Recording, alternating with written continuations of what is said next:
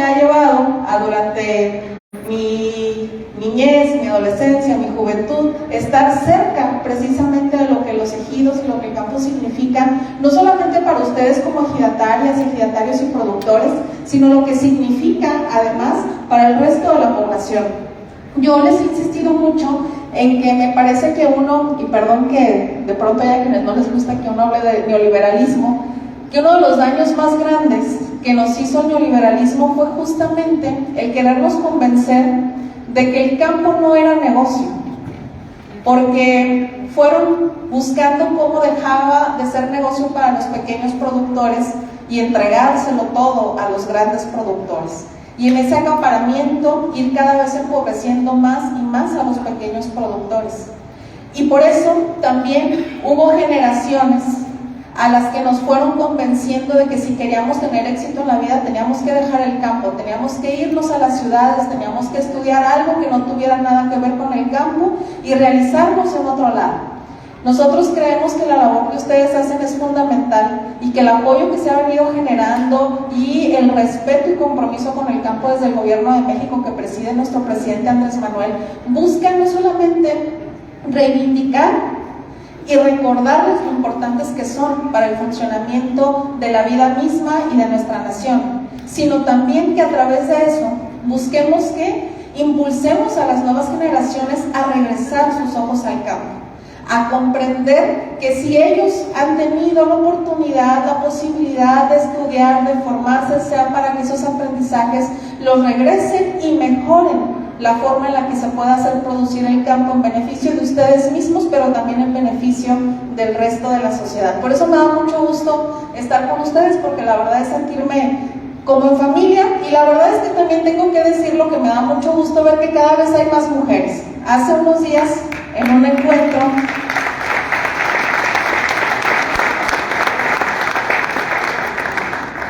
platicábamos cómo hasta hace unos pocos años la propia ley dificultaba que las mujeres fueran parte de los ejidos, ¿no? ¿Se acuerdan que cuando yo estaba estudiando Derecho todavía, la ley decía, la ley agraria, que se heredaba la parte ejidal al primer hijo varón, y entonces era súper complicado, muy difícil, que las mujeres estuviéramos involucradas en la vida ejidal?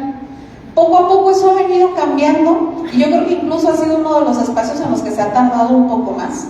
Pero a pesar de que esos cambios han sido prácticamente recientes, veo que ustedes los han asumido de la mejor manera, involucrando a las mujeres también en la vida ejidal, sean sus hijas, sus esposas, sean las compañeras de vida, pero se han ido involucrando de una manera impresionante, y eso también me da mucho gusto, porque las mujeres también han estado siempre ahí, produciendo y al lado y sabiendo lo que se tiene que hacer, pero antes se hacía sin este reconocimiento que ahora la ley permite y que ustedes también están avanzando en ello. Yo quisiera hacer primero un recuento muy rapidito, porque para mí sí es importante decirles que sé que tenemos muchos temas por delante, pero también quiero decirles que en este año que llevamos en el gobierno hemos dado pasos importantes y hemos avanzado de manera importante, consciente de que todavía nos quedan muchos temas más. Primero decirles, ustedes recordarán, porque no hay que olvidar, yo creo que es importante no olvidar, ustedes recordarán que después de la elección del 2021, cuando gracias a la confianza de ustedes nosotros ganamos la gubernatura, a los días, yo creo que no pasó ni una semana, el gobernador en turno se declaró en quiebra y dejó de pagarle el salario a todos los trabajadores. 6 meses, en 6 meses se gastó el dinero de todo el año. Y por si eso fuera poco, nosotros entrábamos hasta noviembre. Pidió adelantado el dinero que nos correspondía como administración ya de noviembre y diciembre, y se lo gastó también antes de que nosotros entráramos. Entonces, cuando nosotros llegamos en noviembre, debíamos los salarios de prácticamente 4 meses, más los 2 meses que nos tocaban porque no teníamos dinero, 6 meses. Y la forma en la que pudimos hacer frente y pagar primero lo urgente, que eran los salarios de maestros, policías, médicos y el personal del gobierno del estado, fue por una parte con un apoyo extraordinario que nos dio el presidente de México, el gobierno de México, y por otra parte tuvimos que pedir prestado. Tuvimos que acceder a créditos de corto plazo que teníamos que pagar al año siguiente, y entonces por lo tanto nos obligábamos a que en el 2022 teníamos que ahorrar lo más posible para poder salir el año y pagar lo del año pasado.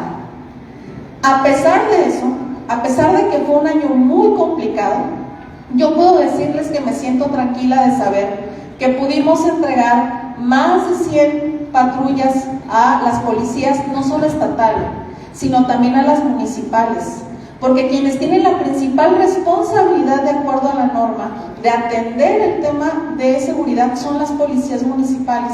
Y yo soy consciente que a nuestras policías municipales y estatal les hace falta mucho equipamiento, pero también soy consciente que si nosotros tenemos la posibilidad, tenemos que buscar cómo fortalecemos a las policías municipales, no solamente para que brinden un mejor servicio, sino para que tampoco sea pretexto. Se entregamos equipamiento no solamente en patrullas, sino en cascos, en chalecos, en armamento, a las policías municipales y a la policía estatal.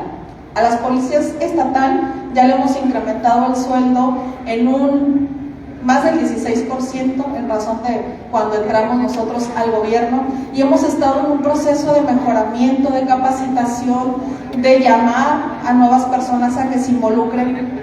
Y la verdad es que poco a poco, porque ese es el tema más complejo que tenemos, es cómo mejoramos la función de nuestras policías para que podamos después realmente mejorar el servicio que damos a la ciudadanía. Pero además de eso, logramos este año 2022 entregar por primera vez, además de los uniformes escolares gratuitos, las mochilas, los útiles y las computadoras que seguramente muchas y muchos de ustedes escucharon. Y les voy a decir por qué para nosotros como gobierno es muy importante, y ustedes me lo van a comprender mejor que nadie.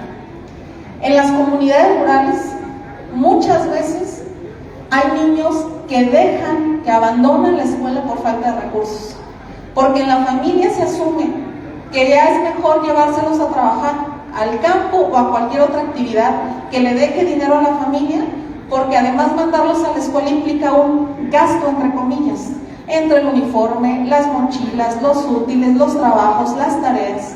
Por eso para nosotros era fundamental mandar un mensaje muy claro diciendo: esas niñas y esos niños, sus familias, cuentan con este gobierno del Estado para que ningún niño se quede sin estudiar por falta de herramientas, para que ningún niño deje de ir a la escuela por falta de una mochila o de uniforme o de útiles, pero también muy importante, para que todos nuestros niños sepan desde el primer día de clases que todos son iguales, que todos pueden estrenar una mochila, que todos pueden estrenar un uniforme, y no nada más como nos pasaba en nuestras épocas, ¿verdad? Que ahí nada más el que podía o que reciclábamos, etc.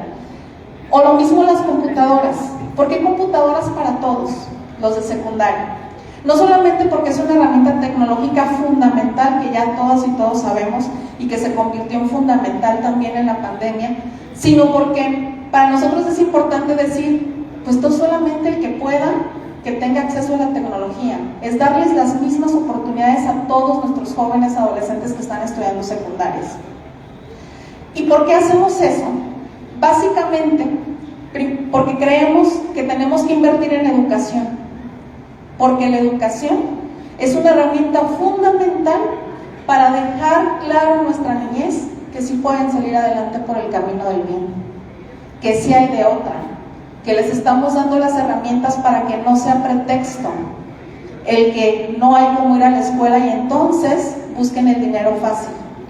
Y en esa búsqueda de darles a ellos esas herramientas, nosotros como gobierno hacemos la parte que nos toca, convencidas y seguras de que maestros y maestras harán la suya y que padres y madres de familia también harán la parte que les corresponde. Porque luego esto se complementa con el programa del Gobierno de México, que a todos los jóvenes que van a preparatorias públicas les da una beca de 875 pesos mensuales, nada más por estudiar la preparatoria. Y ahí ustedes también me van a entender muy bien. Yo soy de Cuauhtémoc, de la cabecera municipal, pero para los jóvenes que están en las comunidades, ir a la secundaria a veces todavía está en su pueblo, pero ir a la prepa ya implica salirse de su pueblo. pagar pasajes, inscripciones a la prepa, además de todo lo que tiene que ver con uniformes, libros, mochila, útiles, trabajos y no sé cuántas cosas más. Y en ese salto de la secundaria a la prepa es cuando más jóvenes abandonaban la escuela justamente por falta de esas herramientas. ¿O a cuántos de nosotros no nos pasó? Por eso, esta beca que otorga el gobierno de México a todos los jóvenes, nada más por ir a la prepa, para nosotros es fundamental, porque se suma nuestra visión con la del gobierno de México para decir que tengan oportunidades, que no sean pretexto, que les dejemos claro nosotros que sí pueden salir adelante por el camino del bien. Y el último salto que nos falta es el de nivel profesional, que ahí también hemos avanzado. Ya en Armería tenemos la Universidad Benito Juárez, que tiene una ingeniería ya abierta en acuacultura y piscicultura. Ya en Comala tenemos la Universidad Intercultural, que se suma a la oferta académica que ya tenía la UTEC, la Universidad Tecnológica de Manzanillo, el TEC de Colima, la Universidad de Colima, con la intención de que cada vez haya más espacios públicos para estudiar profesional, porque ahí es donde se nos quedan muchos, porque no hay espacios suficientes en la Universidad de Colima y en el TEC de Colima. Pero estas dos universidades que hemos creado, la primera con el gobierno de México ya hace un par de años, y la Universidad Intercultural, que apenas comenzó a funcionar este ciclo escolar con aportación estatal y federal, tienen apenas unos cuantos meses, pero yo estoy segura que los vamos a poder hacer crecer de suerte que nuestros jóvenes vean que sí hay de otra, porque además en esas dos universidades no se pagan inscripciones ni cada semestre, ni mucho menos, son 100% gratuitas, y los jóvenes que van ahí más bien reciben ellos una beca por ir a esa universidad. Por eso para nosotros es tan importante invertir en educación, y perdón que yo haya hecho una pausa en eso, pero yo estoy segura de que invertir en educación puede ser un camino largo, pero yo estoy convencida de que es el único camino seguro para reconstruir el tejido social de nuestro estado. Por eso estamos invirtiendo tanto en educación. Pero además de eso, uno de los compromisos que nosotros adquirimos en campaña fue también en materia de salud. Y a mí me da mucho gusto que desde el gobierno de México haya coincidido justamente con nuestro arranque de gobierno en la visión de nuestro presidente de la Constitución de IMSS Bienestar, que viene a sumarse con los estados para lograr fortalecer los espacios de salud. Y en el caso de Colima, al día de hoy, ya prácticamente concluimos la remodelación de más de la mitad de los centros de salud que hay en el estado. Este año mismo comenzamos con la otra mitad. Estamos terminando también de remodelar y equipar los 5 hospitales para garantizar que haya un mejor servicio y atención para todas y todos. Llegaron médicos especialistas cubanos a nuestro estado para cubrir esas vacantes de especialistas que no teníamos en Colima. Y ahí sí voy a hacer una pausa, porque luego los que critican dicen, ¿y por qué no contratan mexicanos o colimenses? Sí se contratan, el tema es que no hay especialistas. En el momento que aparece un especialista mexicano o colimense que quiera una de esas plazas en Colima, en ese momento se le entrega a ese, y el cubano va y hace una labor social a otro estado de nuestro país o incluso a Latinoamérica, porque ellos tienen un trabajo de apoyo en toda Latinoamérica. Pero mientras no tengamos esos médicos especialistas, ellos los están apoyando en hospitales, justamente para que estas citas que se fueron alargando, sobre todo con la pandemia, por darle prioridad a quienes estaban con situación de COVID, podamos irlas agilizando y que la atención médica pública sea cada vez de mayor calidad. Nosotros recibimos los hospitales con menos del 15% de abasto de medicamentos, los centros de salud con menos del 10%, y nos costó mucho trabajo, casi medio año, llevarlos a más del 50-60% y cerrar el año pasado con prácticamente el 90% de abasto de medicamentos. Los que saben de esas cosas dicen que lo ideal es tenerlos en 80%. El 20% es lo que todo el tiempo se está moviendo, por eso uno nunca llega al 100%.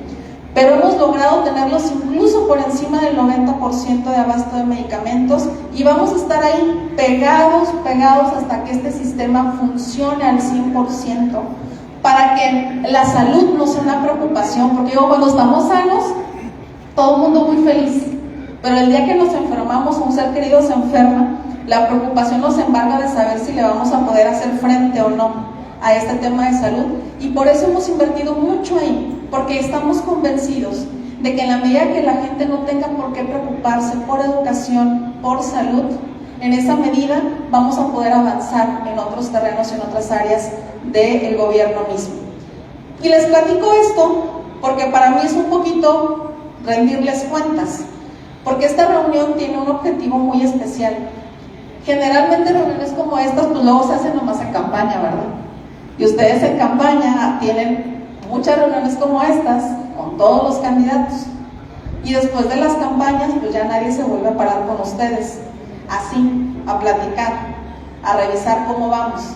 Y yo creo que nosotros tenemos esa obligación, primero un poco de rendirles cuentas, pero también de decirles de frente y de cerca, aquí estamos. Somos un gobierno distinto.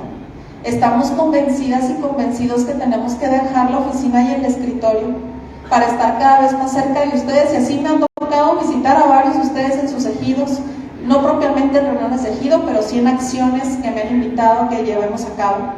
Y así hemos ido a llevarles resultados de las cosas que hemos avanzado con algunos de ustedes en territorio, y así están comprometidos y comprometidas también las y los funcionarios estatales, y yo me atrevo a hablar también por las y los federales, que aquí también nos acompaña y nos acompaña el hoy.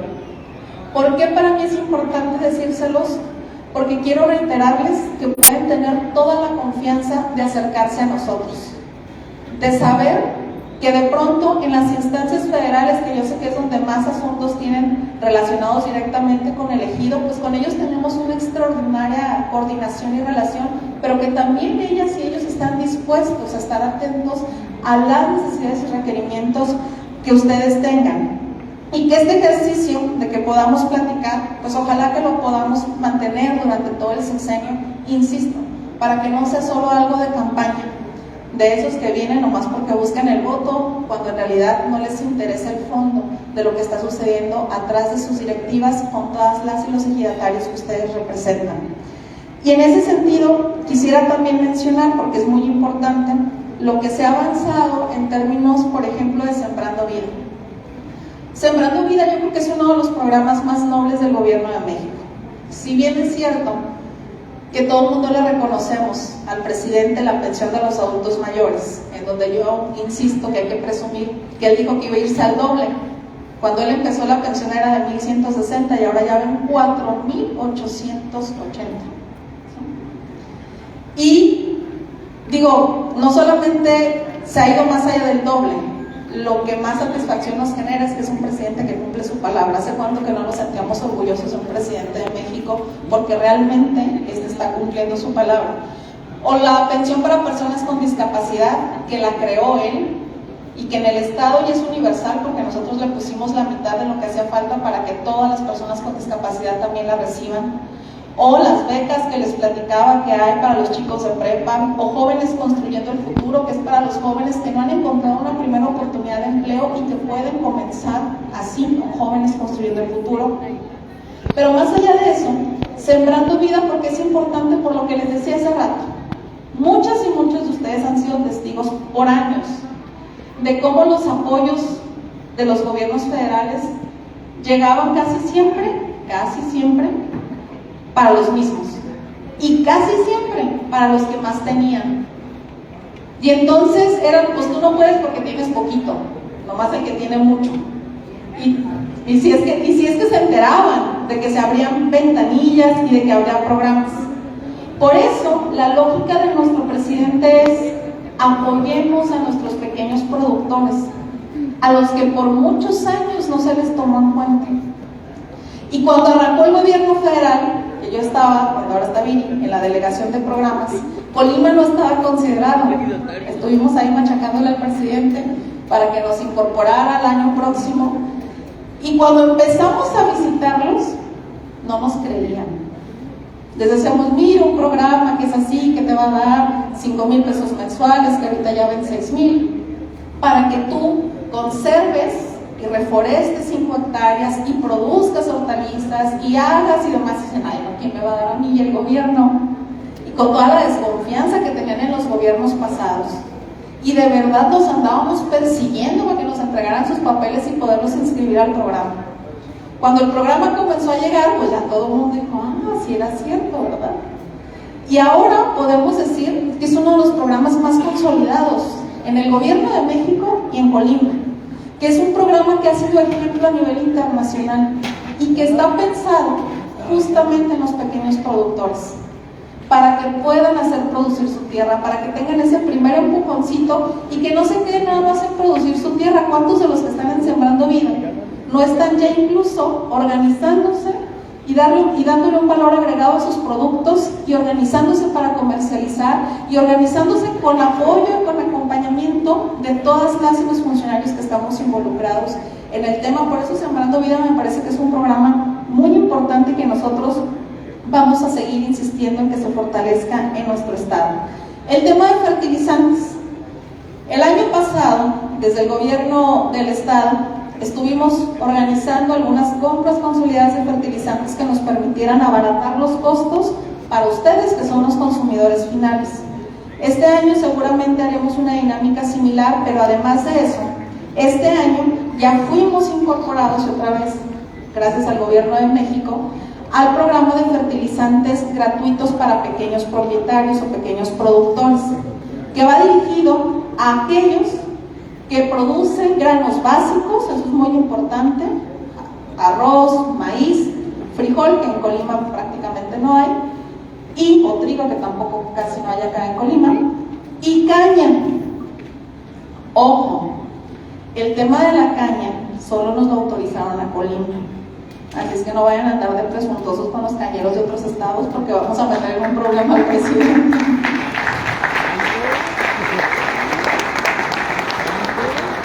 Así es que este año, y a través de la delegación de programas, aquí está Vini Valencia, ya vamos a poder tener acceso a este programa de fertilizantes gratuitos para pequeños productores, y a nosotros nos da mucho gusto, porque también ya desde el gobierno del estado lo que haremos es más bien complementarnos para que esto funcione. El año pasado también tuvimos un pequeño programa para poder adquirir a menor costo rollos de alambre, etcétera. Seguramente este año también lo tiene considerado Jaime, porque ya tenemos ahí previsto ese recurso. Y así queremos ir identificando en qué cosas nosotros podemos irnos complementando con el gobierno de México para aprovechar lo que nuestro presidente ya hace, pero también complementarnos con lo que ustedes hacen, porque la mayoría de las veces en todos lados yo me encuentro con, no quiero todo, díganme cómo le hacemos y yo también apoyo, yo también le pongo. Nosotros estamos dispuestas y dispuestos, abiertos a esas sugerencias, a esas propuestas, y encontrarlos como sí vamos creando mecanismos que nos permitan justamente respaldar y apoyar a las y los ejidatarios que para nosotros son tan importantes. De mi parte, bueno, el tema de Manzanillo, que es muy importante porque además prácticamente el 25% de los ejidos de nuestro estado están en Manzanillo. Y sí es cierto, yo me comprometí a que para nosotros Manzanillo iba a ser el epicentro de la transformación en Colima, y se los digo delante de todos, aunque no sean de Manzanillo, y les platico por qué.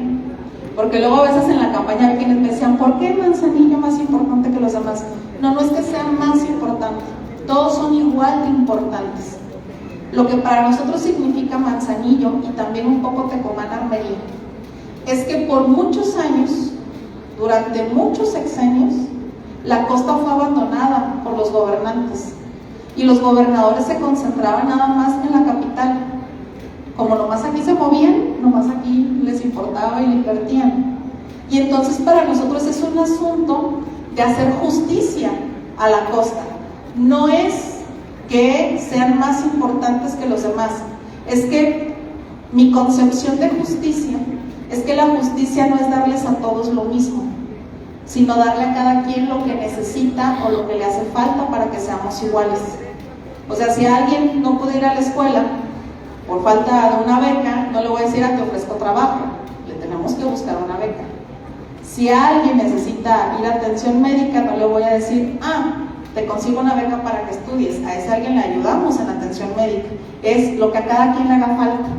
Y en este término de justicia tenemos una deuda muy importante con la costa y especialmente con Manzanillo. Y por eso yo todas las semanas voy a Manzanillo. Todas las semanas tengo actividad, reuniones, agenda territorial en Manzanillo, porque yo digo que cuando uno se encierra en las oficinas se le olvida lo que hace falta afuera y se le olvida lo que la gente necesita y no percibes, no sientes lo que se hace falta. Pero nos hemos encontrado con una gran dificultad. No había una sola propiedad del gobierno en Manzanillo. O sea, no hay una sola oficina, ni un cuartito, nada. Así de grande era el abandono que se tenía. Y entonces rentamos un espacio que hemos ido habituallando poco a poco, que ahí atienden algunos secretarios, que ahí lo usamos de entrada por salida. A veces llegamos a lugares que nos presta la misma gente de Manzanillo para poder hacer agenda allá. Sin embargo, eso también estoy convencida que muy pronto va a cambiar y que nuestra presencia, la de las y los funcionarios allá, va a ser fundamental. Para eso Rosy ha sido muy importante para nosotros. Rosy está casi permanentemente en Manzanillo y se ha convertido pues en ese enlace directo para que mientras no andemos nosotros allá, pues ella anda recorriendo y visitando y sabiendo qué es lo que tenemos que ir haciendo como gobierno del estado. De mi parte, de corazón agradecerles que hayan asistido a esta convocatoria. A nosotros nos llena de mucho compromiso y mucha responsabilidad, pero sobre todo es reiterarles, aquí estamos de frente a ustedes, decididas y decididos a que tenemos que seguir avanzando, conscientes de que nos faltan muchas cosas por hacer, pero también segura de que